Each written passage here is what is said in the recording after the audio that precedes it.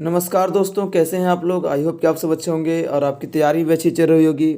अब आपके बोर्ड परीक्षा का समय बहुत कम शेष रह गया, तो इस समय को देखते हुए हमने आपकी तैयारी को और बेहतर ढंग से कराने के लिए आपके लिए एक नया चैनल बनाया गया जिसका नाम है स्टडी प्लेटफॉर्म। तो अगर अपनी तैयारी को और बेहतर ढंग से करना चाहते हैं तो हमारे चैनल को सब्सक्राइब करके इस चैनल से जुड़ जाएँ, क्योंकि हमारे चैनल पर बिहार बोर्ड मैट्रिक परीक्षा की तैयारी बिल्कुल बेहतर ढंग से कराई जा रही है। तो प्लीज़ हमारे चैनल को सब्सक्राइब कर लें और इस चैनल से जुड़े रहें। तो चलिए दोस्तों, आज की इस वीडियो में हम लोग पढ़ने वाले हैं साइंस यानी विज्ञान के कुछ महत्वपूर्ण ऑब्जेक्टिव प्रश्नों को, जो आपके एग्जाम की दृष्टि से काफ़ी इंपॉर्टेंट है। तो आप लोग वीडियो को बिना स्किप किए वीडियो को लास्ट तक देखिए, और अगर वीडियो पसंद आए तो वीडियो को भी लाइक कर दीजिए। तो चलिए आज की वीडियो को शुरू करते हैं। हमारा सबसे पहला प्रश्न है कि आवर्त सारणी के उदग्र स्तंभ को क्या कहा जाता है। बताना है कि आवर्त सारणी के उदग्र स्तंभ को क्या कहा जाता है। तो इसका राइट ऑप्शन हो जाएगा ऑप्शन ए, वर्ग। क्या हो जाएगा, वर्ग कहा जाता है आवर्त सारणी के उदग्र स्तंभ को। तो चलिए हमारा अगला प्रश्न है कि आवर्त सारणी के प्रथम वर्ग के सदस्य कौन है। तो आवर्त सारणी के प्रथम वर्ग के सदस्य कौन है। तो इसका राइट ऑप्शन हो जाएगा ऑप्शन बी, क्षारीय धातु। क्या हो जाएगा, क्षारीय धातु। अगला प्रश्न है कि आवर्त सारणी में शून्य समूह का तत्व निम्नलिखित में से कौन है। शून्य समूह कहने का मतलब कि 18वां वर्ग का तत्व इनमें से कौन है जो अक्रिय गैस होती है। तो इसका राइट ऑप्शन है बी, हीलियम। क्या हीलियम है जो एक शून्य समूह का तत्व है। अगला प्रश्न है कि मीथेन में कितने सहसंयोजक बंधन होते हैं। तो मीथेन में कितने सहसंयोजक बंधन होते हैं। तो बताना है कि मीथेन में कितने सहसंयोजक बंधन होते हैं। तो इसका राइट ऑप्शन क्या हो जाएगा, इसका राइट ऑप्शन हो जाएगा बी, 4। क्या होते हैं, 4। चलिए हमारा अगला प्रश्न है 5 नंबर के, आधुनिक आवर्त सारणी में तत्वों के वर्गीकरण का आधार क्या है। तो आधुनिक आवर्त सारणी में तत्वों के वर्गीकरण का आधार क्या है। राइट ऑप्शन है डी, परमाणु संख्या।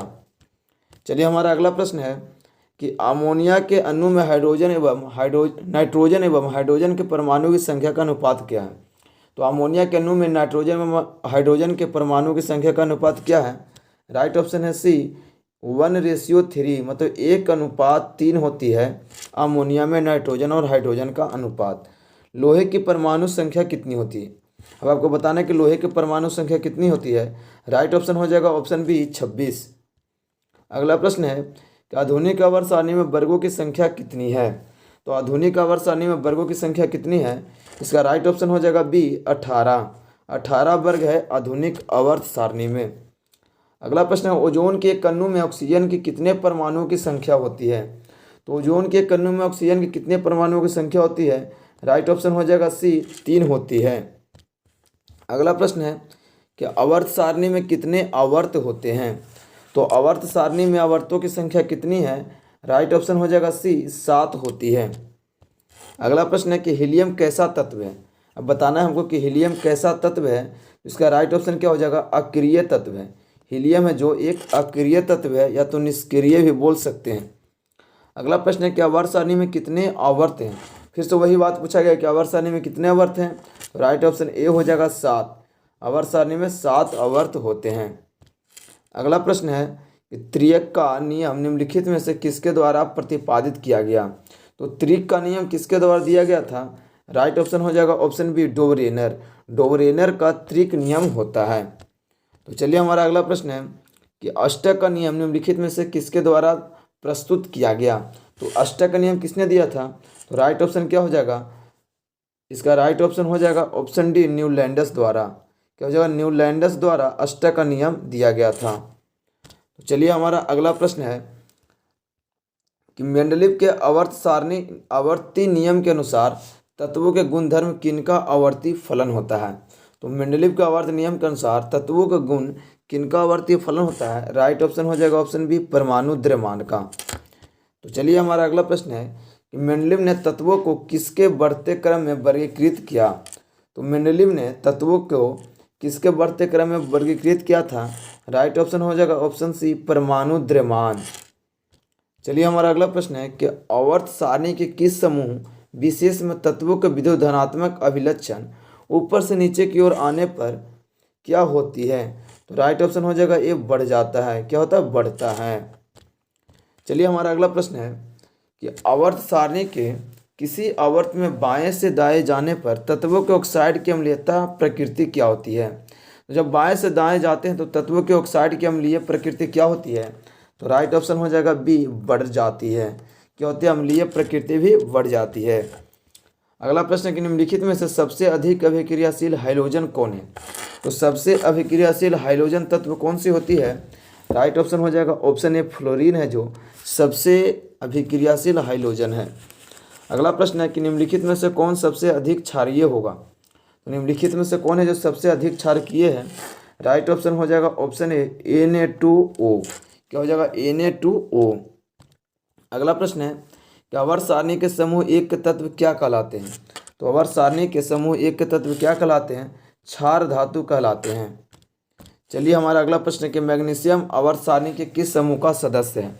तो मैग्नीशियम आवर्त सारणी के किस समूह का सदस्य है? राइट ऑप्शन है बी, समूह 2 का। क्या हो जाएगा? समूह 2 का। अगला प्रश्न है कि तत्वों के निम्नलिखित जोड़ों में से किनके रासायनिक आचरण समान होंगे? तो किनके रासायनिक आचरण समान होंगे? ऑप्शन डी इसका बिल्कुल सही जवाब है, नाइट्रोजन और फास्फोरस है जो इनका आचरण समान होंगे। अगला प्रश्न है कि निम्नलिखित तत्वों में से किसकी संभावना है कि यह अधात्विक अभिलक्षणों को प्रदर्शित कर सकता है? तो किसका इसमें है संभावना विलक्षण है कि वह प्रदर्शित कर सकता है? तो राइट ऑप्शन इसका हो जाएगा ऑप्शन डी, बी आर इसका बिल्कुल सही जवाब है, ऑप्शन डी। अगला प्रश्न है कि आधुनिक आवर्त सारणी का दीर्घतम रूप किसकी प्रस्तुतिकरण है? तो आधुनिक आवर्त सारणी का दीर्घतम रूप किसकी प्रस्तुतिकरण है? राइट ऑप्शन क्या हो जाएगा? ऑप्शन बी, मोजले। क्या हो जाएगा? मोजले इसका बिल्कुल सही जवाब है। निम्नलिखित तत्वों में से कौन सबसे अधिक अधात्विक गुणधर्म को प्रदर्शित करता है? राइट ऑप्शन इसका है ऑप्शन बी, क्लोरीन को। क्या हो जाएगा? क्लोरीन इसका बिल्कुल सही जवाब हो जाएगा। अगला प्रश्न है किसने कहा कि तत्वों के मूल गुणधर्म उनके परमाणु संख्या न कि परमाणु द्रव्यमान? तो किसने कहा था? तो ऑप्शन बी यानी मोजले ने कहा था कि तत्वों के गुणधर्म परमाणु संख्या पर निर्भर करता है, न कि परमाणु द्रव्यमान पर। तो इसका राइट ऑप्शन बी हो जाएगा, मोजले। अगला प्रश्न है कि आधुनिक आवर्त नियम के अनुसार तत्वों का गुणधर्म क्या है? तो आधुनिक आवर्त नियम के अनुसार तत्वों का गुणधर्म क्या होता है? परमाणु संख्या का आवर्त फलन होता है। अगला प्रश्न है कि आधुनिक आवर्त सारणी में बाईं से दाईं ओर जाने पर परमाणु साइज क्या होता है? तो आधुनिक आवर्त सारणी में बाईं से दाईं ओर जाने पर परमाणु का साइज क्या होता है? बढ़ जाता है। ऑप्शन ए इसका बिल्कुल सही जवाब है, बढ़ता है। अगला प्रश्न है वुल्फगांग डोबरेनर किस देश से संबंधित है? तो डोबरेनर के बारे में बताना कि वह किस देश से संबंध रखता है? राइट ऑप्शन हो जाएगा ऑप्शन बी, जर्मनी से। क्या हो जाएगा? जर्मनी से संबंधित है डोबरेनर। मेंडलीव का जन्म कब हुआ था? तो मेंडलीव का जन्म कब हुआ था? राइट ऑप्शन हो जाएगा ऑप्शन ए, 1834 ईस्वी में मेंडलीव का जन्म हुआ था। भारतीय संगीत प्रणाली में संगीत के कितने सुर होते हैं? भारतीय संगीत प्रणाली में संगीत के कितने सुर होते हैं? राइट ऑप्शन है सी, 7 सुर होते हैं। अगला प्रश्न है कि जब मेंडलीव ने अपना कार्य आरंभ किया तब तक कितने तत्व ज्ञात थे? तो अपना कार्य जब आरंभ किया था तो उस समय तक कितने तत्व ज्ञात थे? तो राइट ऑप्शन हो जाएगा ऑप्शन डी, क्या हो जाएगा? 63 तत्व ज्ञात थे। तो चलिए हमारा अगला प्रश्न है कि आधुनिक आवर्त सारणी में परमाणु साइज से क्या पता चलता है? तो आधुनिक आवर्त सारणी में परमाणु साइज से क्या पता चलता है? राइट ऑप्शन हो जाएगा ऑप्शन बी, परमाणु की त्रिज्या। क्या हो जाएगा? परमाणु की त्रिज्या। अगला प्रश्न है 1 पिकोमीटर कितने मीटर के बराबर होता है? तो 1 पिकोमीटर कितने मीटर के बराबर होता है? राइट ऑप्शन हो जाएगा ऑप्शन सी, 10 के पावर -12 मीटर के बराबर होती है। अगला प्रश्न है कि किसी भी तत्व की संयोजकता कैसे निर्धारित की जाती है? तो किसी भी तत्व की संयोजकता कैसे निर्धारित की जाती है? तो राइट ऑप्शन हो जाएगा ए, इलेक्ट्रॉनों की संख्या से। क्या हो जाएगा? इलेक्ट्रॉनों की संख्या से। तो चलिए दोस्तों, इस वीडियो में लगभग हम 36 प्रश्नों को किए हैं जो आपके एग्जाम की दृष्टि से काफ़ी इंपॉर्टेंट थे। तो आई होप कि इन सारे प्रश्नों को आप लोग याद कर लिए होंगे। अगर आपको वीडियो पसंद है तो वीडियो को लाइक कर दीजिए। चैनल को अभी तक सब्सक्राइब नहीं किया तो चैनल को सब्सक्राइब कर लीजिए, क्योंकि हमारे चैनल पर बिहार बोर्ड मैट्रिक परीक्षा की तैयारी कराई जा रही है। तो अगर अपनी तैयारी को और बेहतर ढंग से करना चाहते हैं तो इस चैनल को सब्सक्राइब करके इस चैनल से जुड़ जाएँ। तो चलिए दोस्तों, हम मिलते हैं अगले वीडियो में। तब तक के लिए जय हिंद, जय भारत।